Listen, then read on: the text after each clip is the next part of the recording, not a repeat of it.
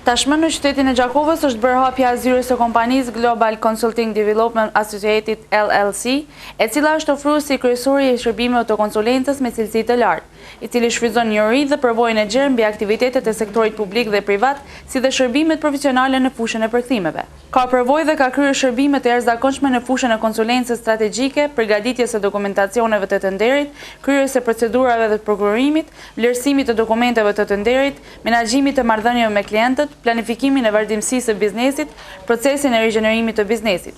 Kështu tha ndër të tjera drejtori ekzekutivi i kompanisë Arsim Vranovci.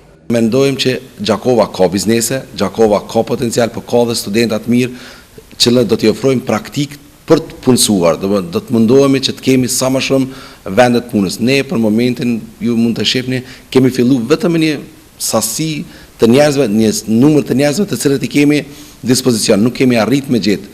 I bëj apel të gjithë trejave, qytetarëve të Gjakovës, qytetarëve, të vinë të aplikojmë sepse ne po dëshirojmë që të kemi punëtor në Gjakovë dhe në ta zbusim papunësi sadopak që është e mundur nga ana jonë. Nga ana tjetër, menaxherja e zyrës në Gjakovë Teuta Kurshumlia tha se për të gjithë ata që duan të punësohen si kriter kryesor është njohja profesionale e gjuhëve të huaja. Tu kërkohet aftësia, sepse në stafin menaxherial janë personat të cilët e bojnë testimin e personave. Përveç përkthimeve, ka punë edhe në fushën e marketingut, edhe uroj që përveç përkthimeve edhe të marketingut që në Gjakovë do të gjejmë edhe bashkëpunëtor në fushat tjera dhe në projekte të cilat kompania i ofron.